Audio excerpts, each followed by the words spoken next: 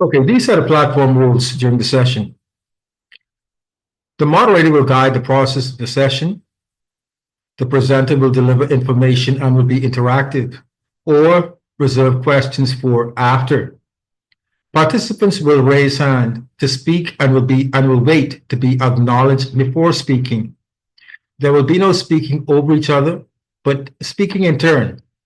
Participants will focus their questions or testimonies on the subsection being discussed unless otherwise encouraged for open platform. But in this case, we want to relegate our questions to the subject matter being presented. For those of you who don't know, the president of Rafa Shalom Restoration Ministries International, his name is Dr. Lincoln Carty. He is a natural health professional, along with other disciplines that he engages in. Most of all, Dr. Carty is a believer in Messiah. His belief is in supernatural healing as well as natural healing. So as he presents this evening, know that he is ministering to you on the platform.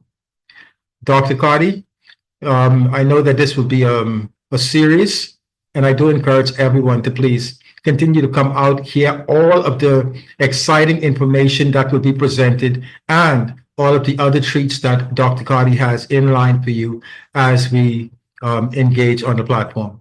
So at this time, I'd like to introduce to the platform President of Rafa Shalom Restoration Ministries International and Le Marie Natural Health Consultant, Dr. Lincoln Carty.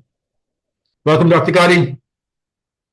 Thank you very much, Queen Aria, and good night, everybody. Very happy to see all of you. For those who Queen may not have recognized when he gave the welcome, you have Patsy, Leslie, and Neville, all the way from Virginia, my in-laws. So very good to have you with us, and all the others who joined a while ago. And just a quick apology. Nurse Juliet Allen, she's one of our regular presenters. She has indicated she's at work right now and would not be able to join us tonight. So we would miss her presence here, but we continue to pray for her as she serves there in the healthcare facility that she works at there in Canada. And just to let you know, tonight, I'm going to share my screen now. Tonight,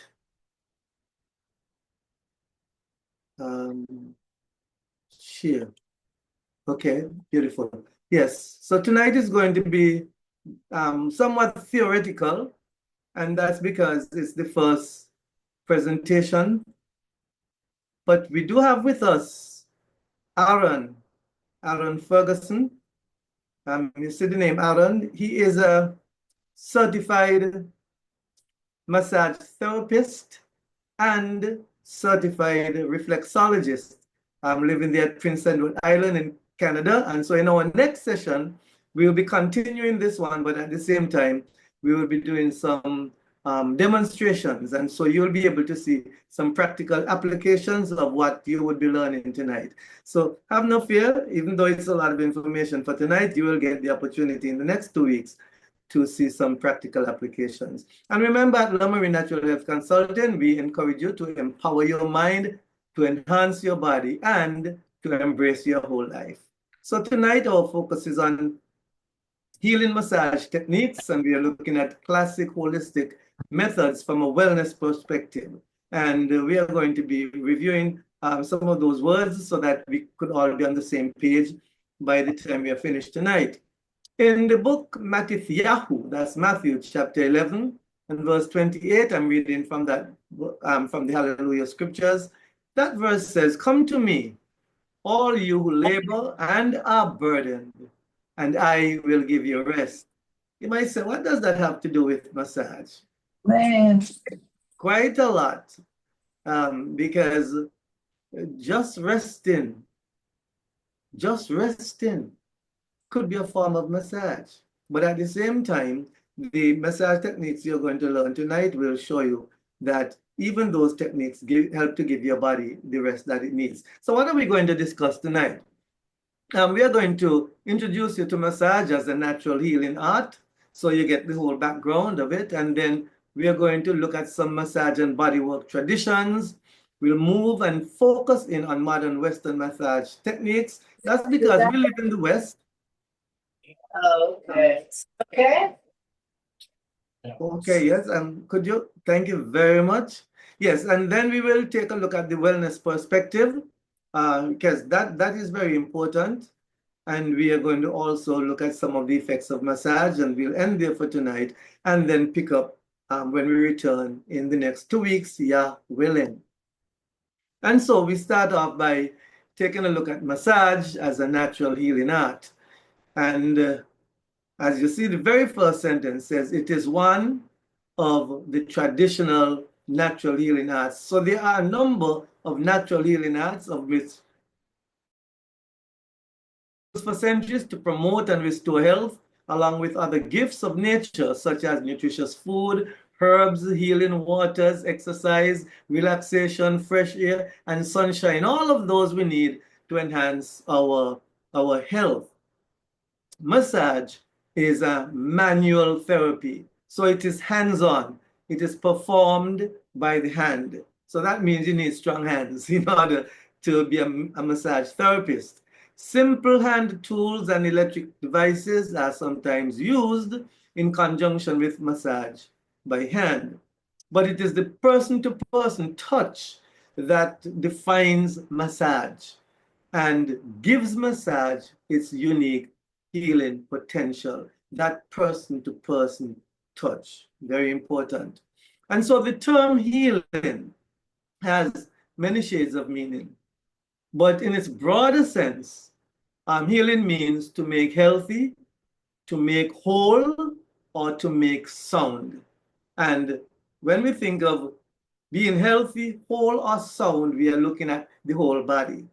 Physically healthy, physically sound, mentally healthy, mentally sound, even our social being, because we could be ill socially.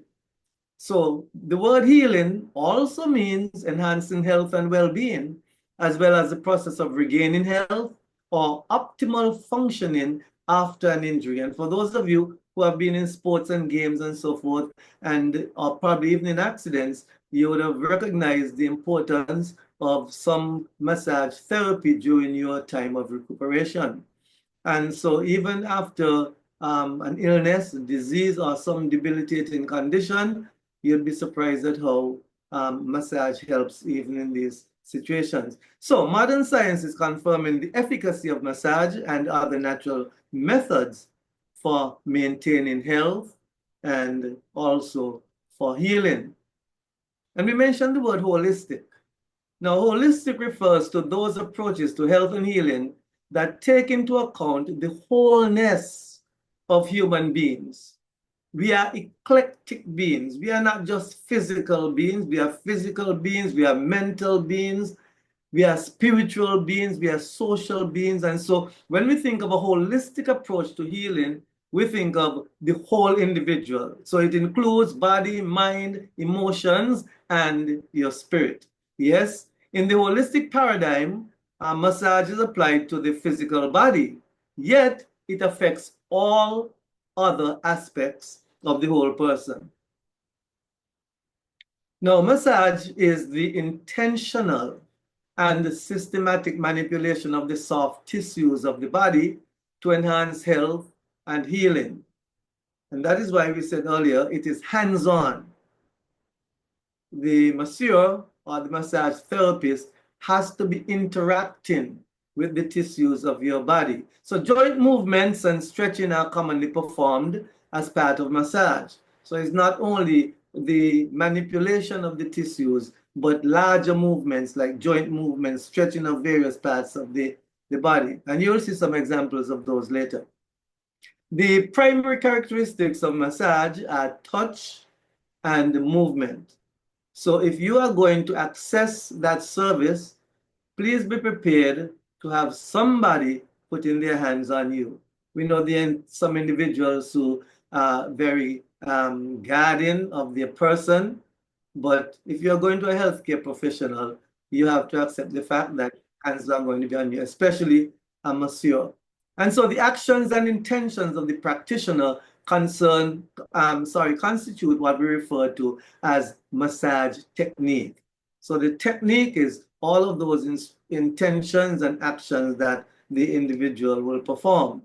So massage techniques are generally described in active terms, terms such as gliding or sliding, percussion, compression, broadening, kneading, as if you are kneading flour to make bread, friction, rubbing things together, vibrating, stretching, holding. All of these action terms are involved in massage. And so through the medium of touch, the massage practitioner, the actions of the practitioner cause movement in the soft tissues of your body, okay, as you are the recipient in that case. And different massage techniques would have different effects, and that's why we would want to look at some effects a little bit later. But then let's zero in on the intention of the masseur and even the intention of the individual recipient. Intention is the aim that guides the action. That is what the practitioner hopes to accomplish and what you as the client would expect to accomplish. And so the intent might be to enhance some biophysical process, maybe such as relaxation or circulation. You might have poor circulation in a particular part of the body, and so you'd want to perform some massage therapy to increase your circulation, also to balance your energy, to evoke a positive emotional state. Because remember, we said even your emotional state is part of your well-being. And so that intention might also be expressed in a more functional way, such as to recover from an athletic competition. You play a game of football, run hard on the field for 90 minutes, you're going to be sore at the end of the day. And so massage will help you to recover from that. Also to improve your posture and to help to diminish pain. So that those are some of the functional aspects of this thing we call intention. Now, intention helps to determine the choice of techniques, and it guides the action in subtle ways, so that once you as the client and the massage therapist understand what the intentions are, then they will be able to choose the particular therapy that would be efficacious for you. So intention is an essential part of the effective application of massage. Now, massage falls into the more general category of massage and bodywork. So we are going into a detailed definition of massage, if you will. So the term bodywork was coined way back in the latter part of the 20th century to encompass a wide variety of manual therapies, including systems of soft tissue manipulation, movement integration, structural integration, energy balancing, which I mentioned a while ago, and other approaches to health and healing that involve touch and movement. So once it involves touch and movement, you are looking at some form of massage. And so the types of massage described in this presentation fall into the broad category of massage and bodywork. Massage and bodywork. Okay, so we speak about massage and bodywork traditions. What do we mean by tradition? In our context, a tradition implies some element of culture that is passed down from generation to generation within a group of people. So you have traditions being passed down among, say, families or among neighborhoods, in particular villages, as the case might be. Right, that's a tradition. It is typically defined as originating from an ethnic group or a geographic location or even a civilization. And it is a useful concept for identifying the origin and categorizing the many different systems of massage and body work. Now, there are 4 traditions that encompass most of the systems of massage and body work used widely today. While we are going to introduce you to those 4, we are going to spend more time with the very last one because, as I said, we are in the Western Hemisphere, and so we'll be focusing on that more. But the four are folk and native traditions. Ayurvedic massage. Ayurvedic is an Indian form of massage. And then there's Asian bodywork, that's ABT, Asian bodywork therapies, and finally, Western massage and bodywork. So we'll just take a look at these quickly, and then we go into Western bodywork. So folk and native traditions of massage and bodywork are characterized by being specific to a small or narrowly defined group of people and passed down by apprenticeship either through families or from tribal or village healers. And they include both general and healing goals. Now, these practices are most often performed in a larger context that includes herbal remedies, rituals, and also religious beliefs. And now the Ayurvedic massage tradition, as I said, would have originated in India, so it's also referred to as Indian massage, and is based on a comprehensive system of beliefs about health and disease. In fact, massage is considered essential in Ayurvedic practices to circulate vaya, or the wind, in vessels called siras to promote healthy body functioning. Now, they use oil, and so the oil used in massage is chosen very carefully according to the recipient's body type, the atmosphere, and the season during which the massage is taking place. So that's common to the Indian approach, the Ayurvedic approach to massage. And then there is the Asian bodywork therapy, ABT, and that tradition includes systems of massage and bodywork with roots in Chinese medicine. And these are characterized by reference to energy, which we refer to as the Kai. Channels, these energy channels are meridians, or points along the channels called acupoints. That's where we get the word acupuncture from. For those of you who are familiar with acupuncture, you know that needles are placed at specific points around the body, depending on what goal is necessary by the client as well as the person practicing acupuncture. And so pressing and rubbing techniques stimulate the movement of energy through these channels to promote balance and harmony. So that is the main focus of Asian body work. And then we come to the Western massage tradition, and that can be traced all the way back to ancient Greek and Roman practices as developed over the centuries in Europe and in North America. Now, the Western tradition encompasses massage as a health practice for beauty, pleasure, as well as for healing. Its foundation in Western science, including anatomy, physiology, and pathology. Okay, so one has to know the body, one has to be familiar with all of the various parts of the body in order to practice Western massage effectively. Now, modern Western massage is a system of soft tissue manipulation that evolved out of the work of Pierre Ling and Johann Mirza at the end of the 19th century.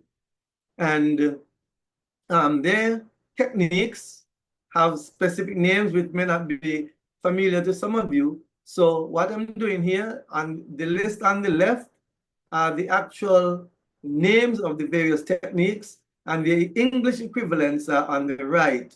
And you notice some of them are very similar. So that the very first one, which is effleurage, the English equivalent would be sliding or gliding. Then we have petrissage, and that would be equivalent to what we call kneading or compression. And then there is friction, use the same word in both. And then there is tapotement. Tapotement, our English equivalent is percussion.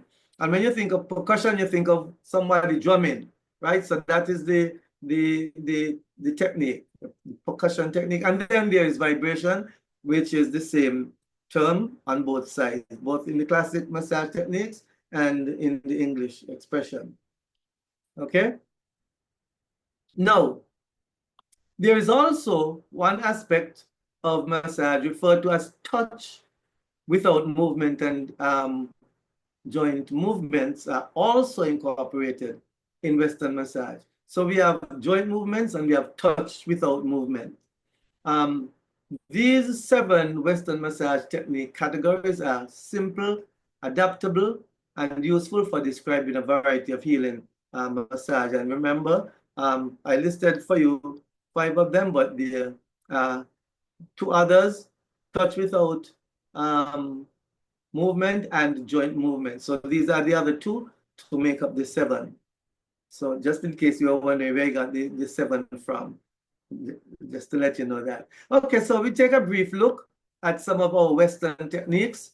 The first one, just a brief look we're taking tonight. So the first one is effleurage. Okay, and effleurage techniques, as I said, slide or glide over the skin. As you can see in the picture here, the therapist is sliding the whole hand over the skin, and that is done with a smooth, continuous motion. Okay? And then there is petrissage. Now, the petrissage technique actually lifts. So if you look at what the therapist is doing here, not just squeezing, but lifting. So it lifts, wrings, and squeezes soft tissues in a kneading motion, as if you are kneading the flour, you know, when you're kneading your bread or your bakes. And then there's pressing and rolling of the tissues as well under the hands. So that is what the petrissage technique does. And then there's friction. Friction is performed by rubbing one surface over another repeatedly. And you can see the knuckles, well, not the knuckles, but the end of the phalanges are being used as the friction points. And so they just rub lightly over the skin, producing a small amount of heat, and that helps with the process as well. Okay, and then there's tapotement, and that consists of rapid percussive movements. You remember I indicated to you, you know, it's like hitting a drum. Okay, and as you can see how the hands are, the therapist is using the heel of the hand. Okay, so rapid percussive movements performed in a rhythmic manner. Okay, and again, that rhythm is very important.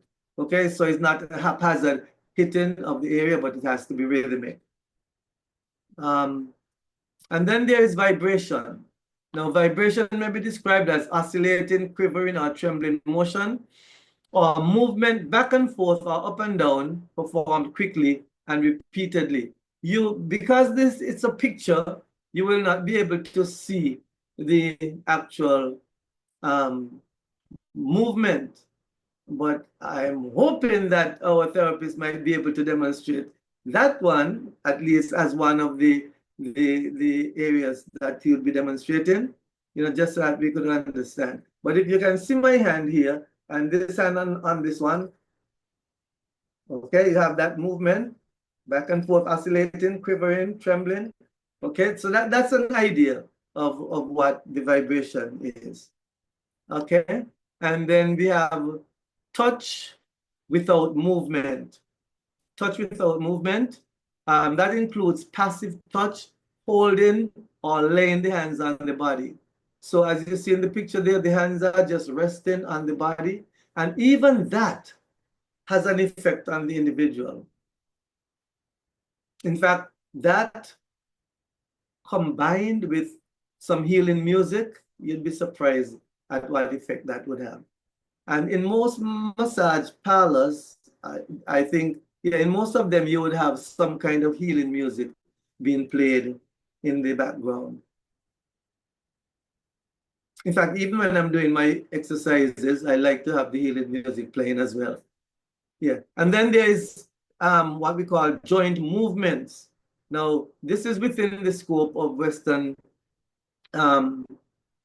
massage. It includes mobilizing techniques within normal range of motion and stretching. So the therapist would know how far to go in terms of stretching of the joints whether, as you see in this picture, it is the knee joint or maybe the shoulder joint or the hip joint. No, sorry, in this case, it's the hip joint. Or it could be the hip joint, the knee joint, the shoulder joint. Whichever joint needs to be worked on, you can have joint movements being applied in addition to other forms of massage. Okay, so those are the 7 techniques used in Western medicine. Now, we mentioned that we are looking at massage from a wellness perspective. And some of you might wonder, well, what does he mean by a wellness perspective? Now, a wellness perspective goes beyond the whole idea of simply health as a mere absence of disease, but it goes further to the goal of achieving a vibrant, meaningful life. So it's all about your whole life. And that is why one of our part of our tagline as Lummery is that individuals are able to embrace the life, embrace the life. So in this paradigm, the individual takes personal responsibility for forming life habits to achieve optimal well-being in many areas of their lives. And here is why your perspective on massage is so important, because there are lots of persons, they might hear the term massage and they might think, well, oh, massage is only performed when people are sick or maybe when people are injured.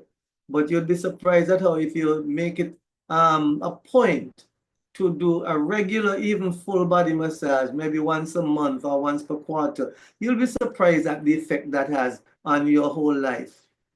So wellness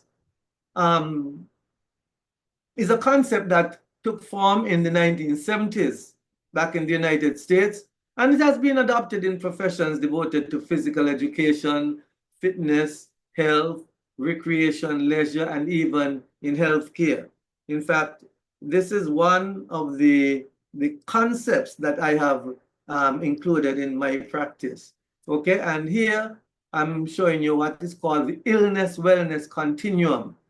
Now, the diagram of the illness-wellness continuum, as you can see below, is a very useful illustration of the concept of wellness and of wellness and treatment models. Yes, in the area of medicine, we have what is called the wellness model. We also have what is called the treatment model. Okay, and this continuum was developed by John Travis, a medical doctor, not a naturopath, but a medical doctor back in 1975, and he was a pioneer of the wellness movement.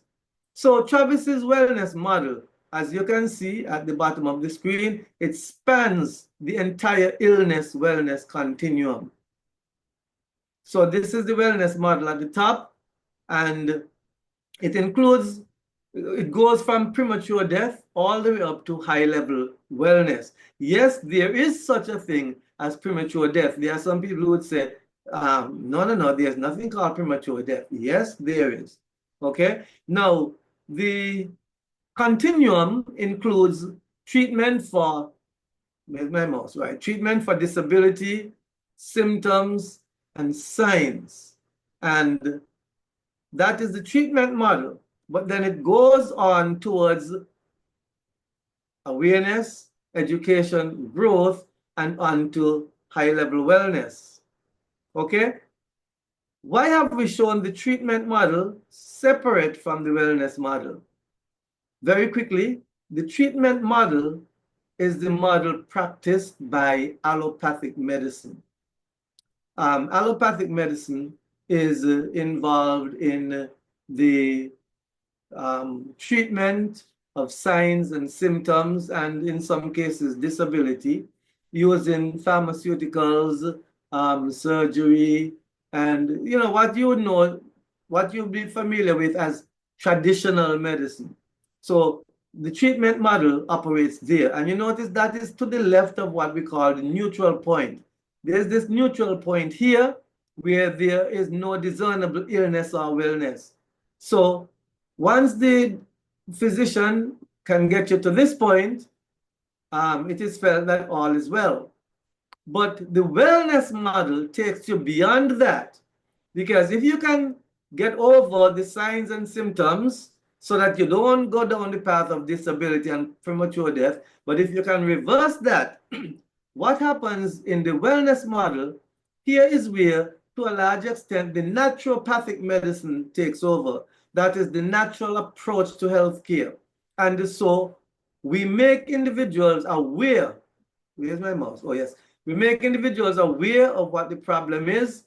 So even after we have taken care of these parts of the model below the neutral point, when there's definitely something wrong, because we can see the signs and there are the symptoms, but we bring you to an awareness of what might be causing the problem, things you might be able to do to reverse that situation. And then we educate the individual. So, and this is so important. I keep losing my mouse. Okay, here it is. So this education aspect of healthcare is so very important. And once we educate you, what does that do? It helps you to grow towards high-level wellness. And so that is the model that we use in natural medicine. And massage is one of the techniques that is applied right across this illness-wellness continuum. Okay? So in its broadest sense, high-level wellness is a condition of optimal physical, emotional, intellectual, spiritual, social, and vocational well-being. That's what high-level wellness is about. It is holistic at its very core. So the components of wellness and a healthy lifestyle are identified as physical, emotional, intellectual, social, spiritual, and vocational, all of that having to do with a healthy individual. Achieving optimal wellness in each of these areas, in each of these arenas is a lifetime process. So there's no stopping. We keep going and we keep going. I have not achieved as yet. There is so much more for me to go. So I will simply continue on a daily basis, and I encourage you to do the same. Now, there are many aspects of living that contribute to high-level wellness. They include things like good nutrition, adequate exercise, rest, recreation, satisfying and healthy relationships, seeking counsel for handling problems, spending time in nature, and finding meaningful work. All of those are things that help to shape the kind of wellness you would have, determine whether your level of wellness is as high as it ought to be. Many have found massage to be an effective method to enhance wellness in a number of ways. In fact, massage helps to keep soft tissues in a healthy condition, improves sleep, promotes relaxation. It can help one cope with stress. It helps to reduce anxiety and help you to find inner peace. Yes, it also supports your participation in exercise and sports. Okay, so we take a look now at some of the effects of massage. The effects of massage refer to changes that occur in your body, in your mind, and your emotions, okay, as a recipient during a massage session. Remember we said that massage could impact one aspect of your body, or it could be designed to affect your mental capacity, your intellectual capacity, or even your emotional self, okay? So there are the outcomes of a session, for example, muscle relaxation, increased alertness, or reduced anxiety. Now, massage practitioners keep these effects in mind as they apply soft tissue techniques to accomplish their and your therapeutic goals. Now, different massage techniques are chosen for their specific effects, and they're applied to elicit the desired response in the receiver. For example, deportment, that has a stimulating effect if it is received for a short time, and may have a sedating effect if it is received for a longer time. You see, so again, the intention is what is important. If you want to be stimulated, then that type of massage occurs for a short time. But if you want to be sedated, then it would have to be for a longer period. Now, effleurage, that applied slowly, rhythmically, and with light, moderate pressure, usually has a relaxing effect. But applied briskly, it can make you feel invigorated. You see, again, It is the intention that is important.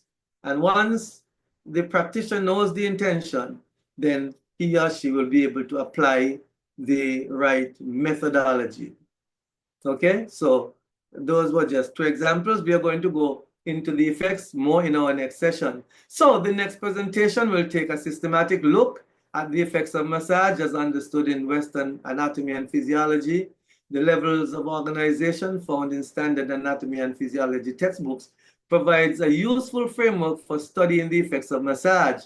That is tissue level, organ system, organ level, organism level, sorry. Psychological effects will be discussed at the whole organism level, and effects that have practical implications from the wellness perspective will be highlighted. And remember, we will also have a practical demonstration. So the first part, we'll be looking at some of the effects of the massage techniques, and then we will have Aaron Ferguson doing the demonstration for us, coming all the way from Prince Edward Island in Canada. And so that is the end of our part 1.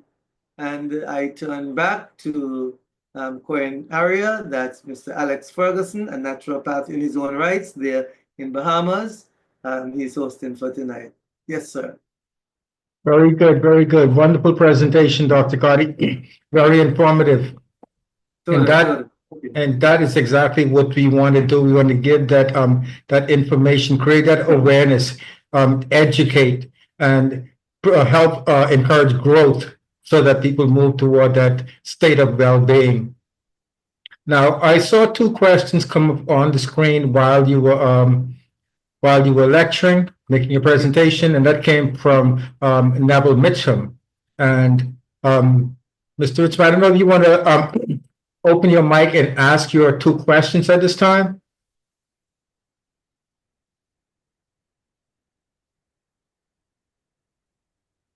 Mr. Neville?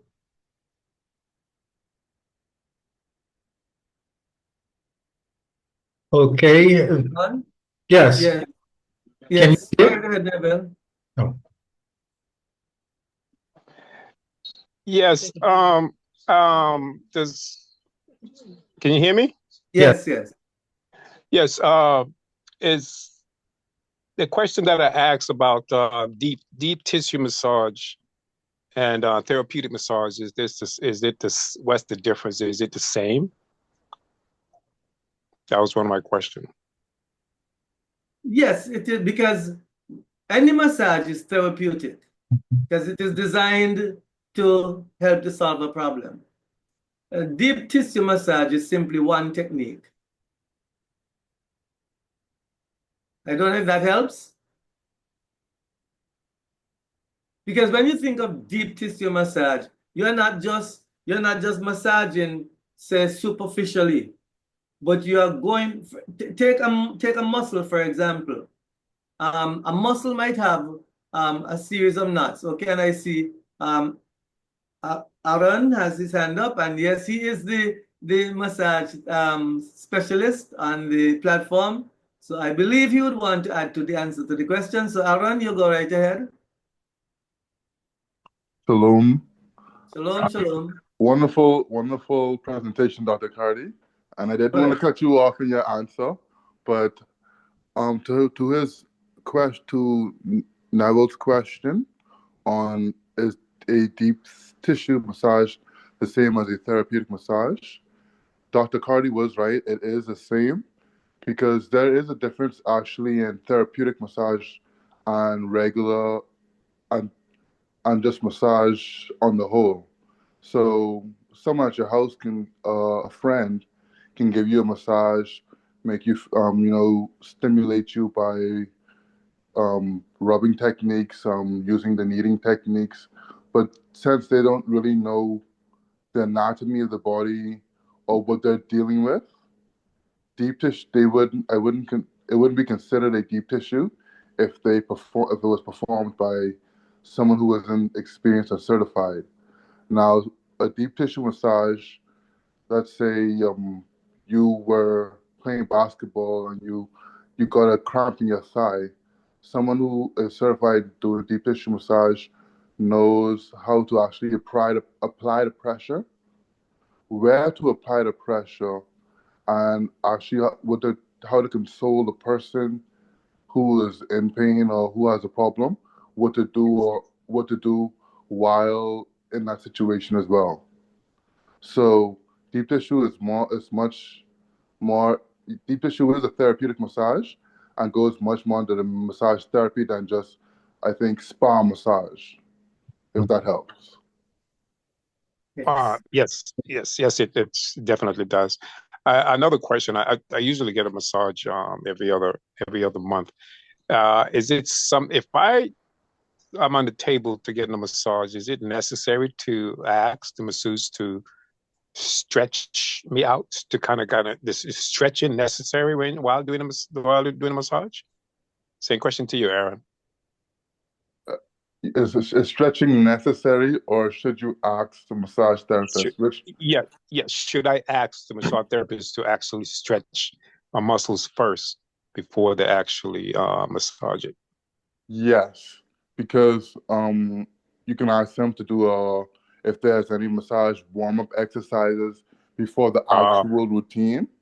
Okay. And then I realized I even work on a lot of massage therapists, and they actually are not, a lot of massage therapists today are not taught to perform a lot of stretching with the body.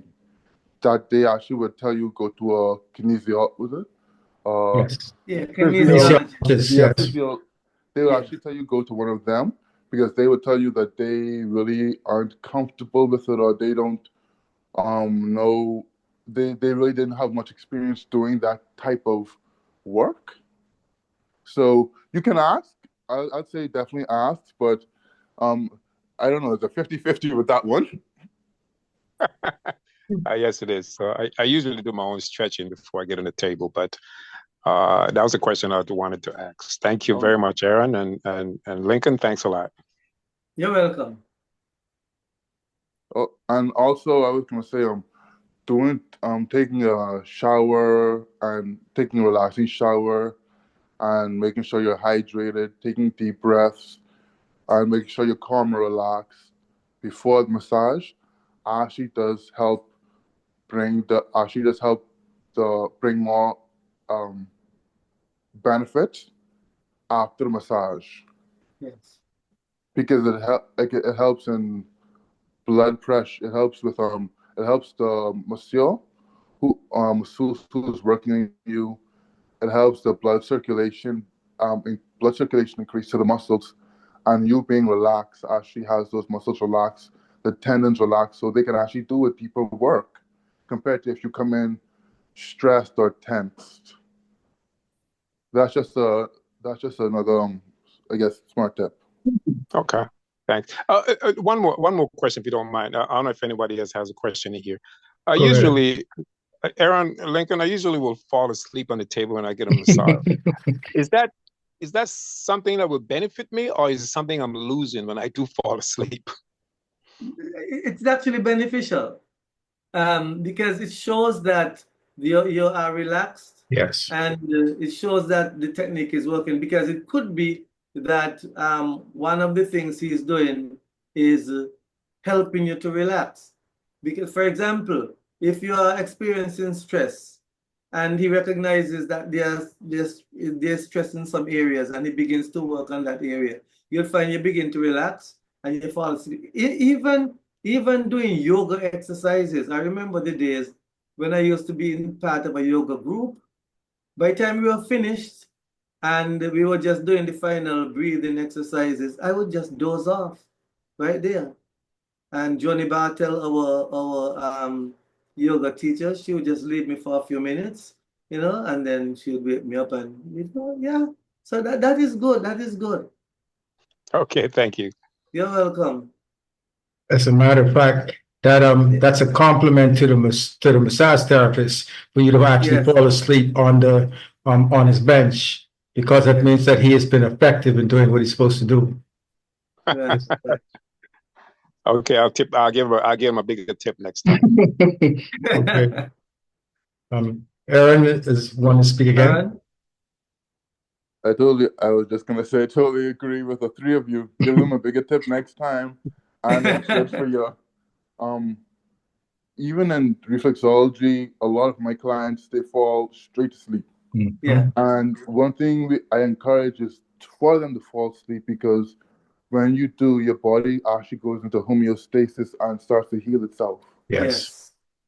So when you fall asleep, especially in one of those massages, your body is actually going into deep repair. So I encourage sleep.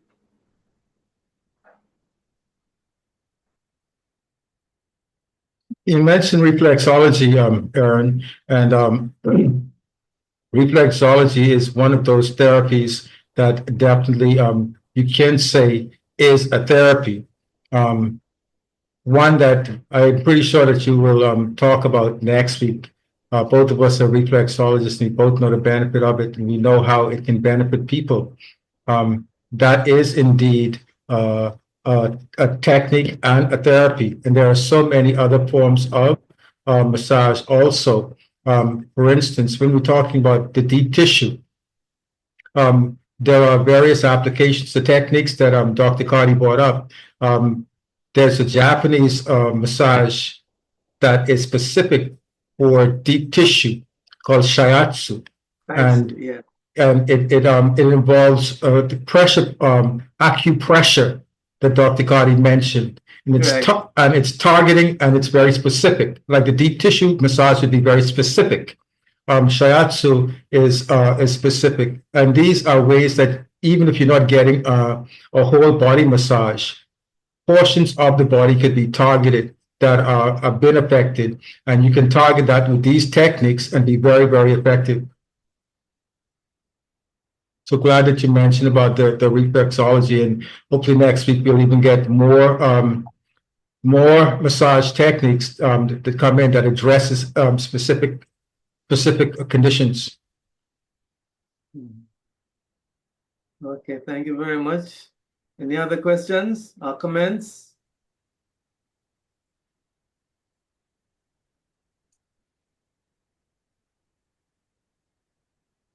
Hey, No? Aaron, let's go again, Aaron.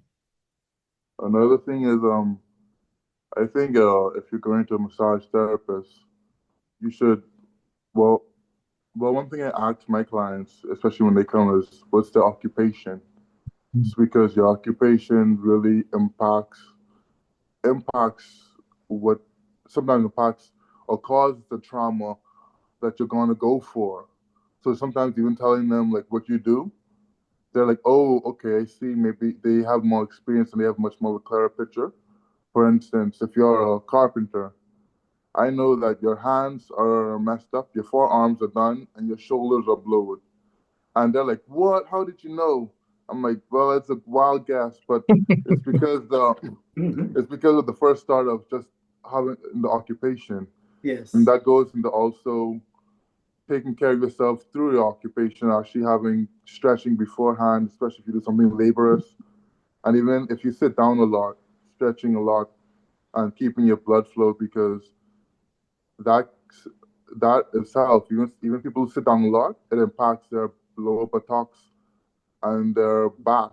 And in those regions are your spine or your sciatic reflexes. So usually people who get up after a long time in the pain, it's because those nerves are just trying to re-stimulate themselves after so much compression. Yep.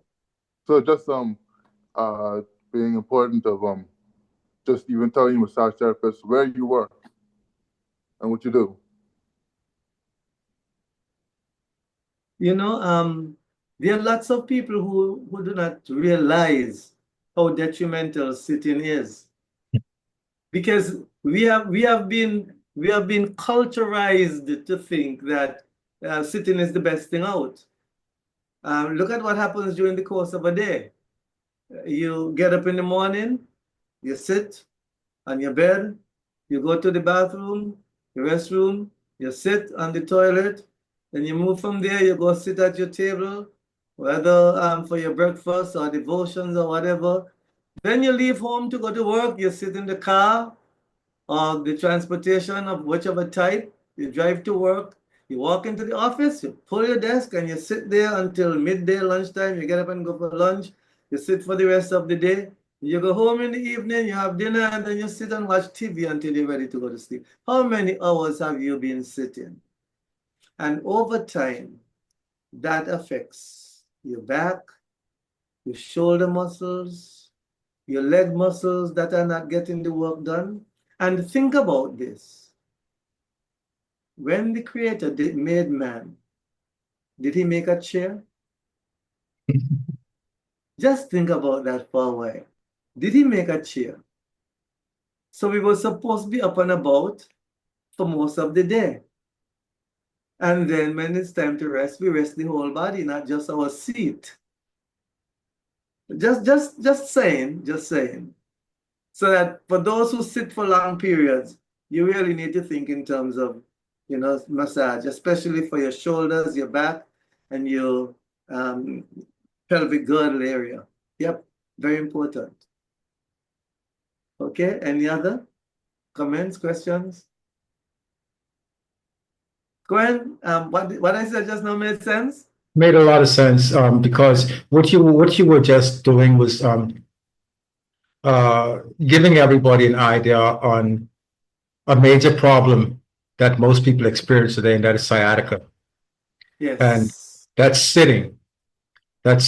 Encourages sciatica, and it affects people, and it's because of the sitting, the sedentary state. And I agree with you 100%. When we were created, man was created, first thing was done was given a job to do, a work to do, dress and keep garden. That means stay active, be active.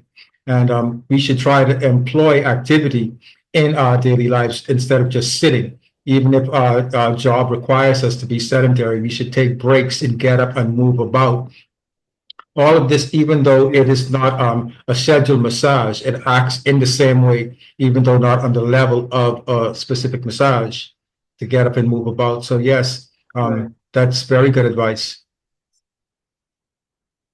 In fact, let me just share one little testimony. In the last job I had, in our workplace, I introduced healthy workplace concepts. And one of the things I had the employees doing was taking a computer break. Move away from your desk, go take a walk, even go outside, get some sunshine.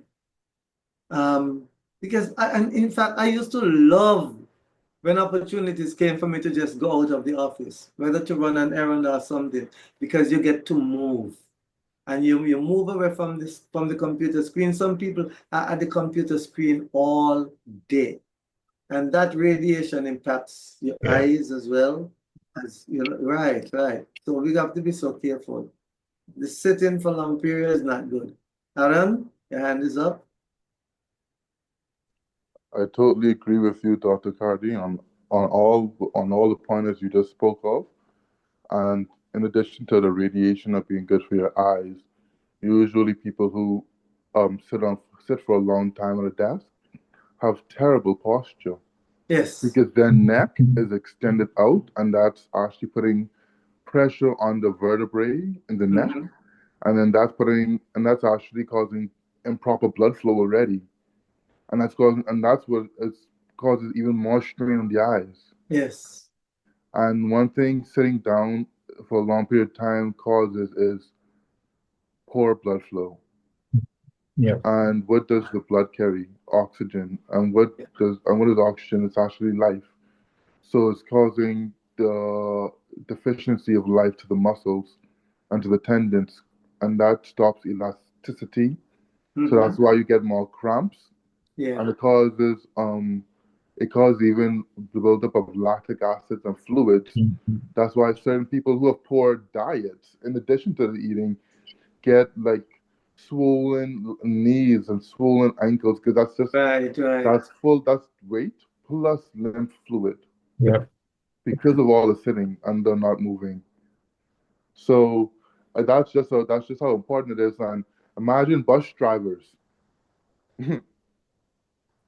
So when you just put that in perspective, and if you want to live long and not use crutches and actually be able to stand up straight, you should want to be working your pelvic floor and actually working those rotator cuffs and those muscles around the rotating cuff, Mhm. around the the ball and socket joint, sorry, in the hip.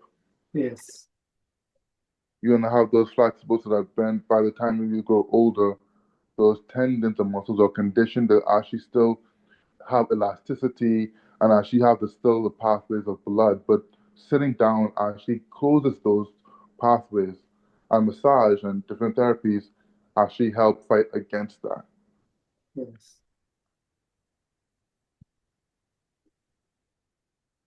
I Yeah. hope that makes sense.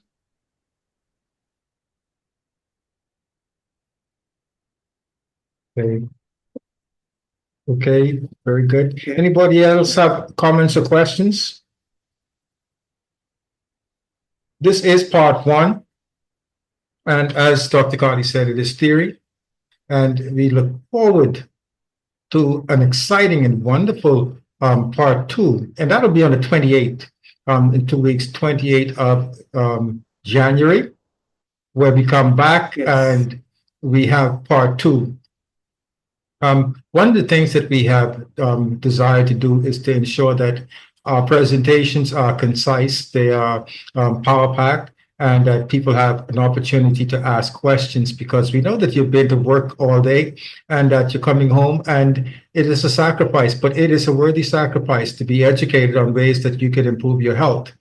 So we do want to make it give you a pleasant experience, and that's why we will not delay. We will entertain questions, but if there are no questions, then we would definitely close the platform. Now, I just want to say to Dr. Carty, what a wonderful job that you have done and you have been doing, not only as president of Rapha Shalom Restoration Ministries International, but as a presenter on the Health Corner. And we do appreciate that a whole lot. And I know that I know that we are a team, and there are other members of the team like Nurse Juliet Allen in Toronto, and also Boaz DeVoe in Dominica, where the platform is being run. And this, again, I just want to tell everybody that this is for your benefit. Please invite as many people out as you can. Get the information. Information is so valuable.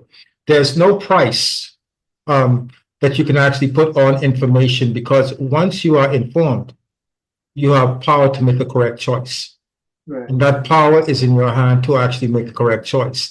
It's different from being ignorant. And when I say ignorant, I'm not saying stupid, but rather lack of information.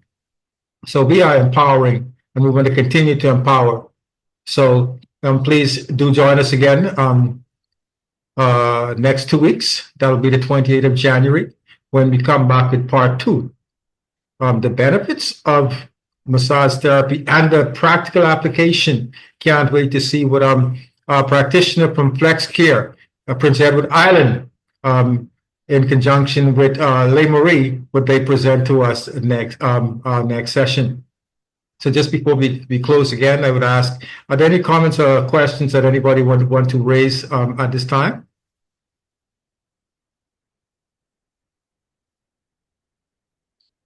Okay, Dr. Carty, I don't know if you want to say something before we go into close mode. No, just to remind listeners that we will be continuing to discuss the effects of the Western massage techniques, and then we will have demonstration by Aaron Ferguson. Invite as many friends as you can. Just share the link with folks, let them know. And remember, it's 8 o'clock our time here in the Caribbean, 7 o'clock your time. Well, in some places in Canada, other places it's the same as our time. That's the thing about daylight saving time and so forth. You know, so it's just a matter of getting to know exactly when. But we were good tonight. Yes. And so you will just let your friends know exactly what time to check in. All right. So thank you very much for coming, and we look forward to seeing you in the next 2 weeks. Yes. And I do want to thank Neville for his active questioning. And that is what is needed. The more you question, the more you empower yourself. Also, you get information clarity. I also see my good friend CJ Clifton Collins from Baltimore is now on. Welcome, Cliff. I hope you did get enough. And in closing, I also see Blessed. Welcome, welcome, welcome. And didn't see Leslie. Welcome. I want to thank everybody for being here tonight. Makola and everybody else who's made up the platform. Hepzibah Alia, thanks for being here. Magali Celestine. I want to pray that each and every one of you have a good night this evening, good night's rest. Rest is very important. And do come again in 2 weeks, and please bring a friend with you. Now, Brother CJ, I don't want to put you on the spot, but would you mind closing us in a prayer this evening?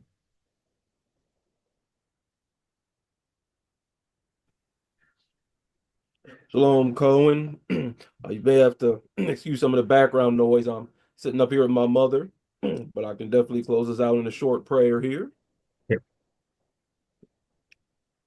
So, Father Yah, come before you this evening, just thanking you for another informational session here with Dr. Carty and Cohen Ferguson, Father.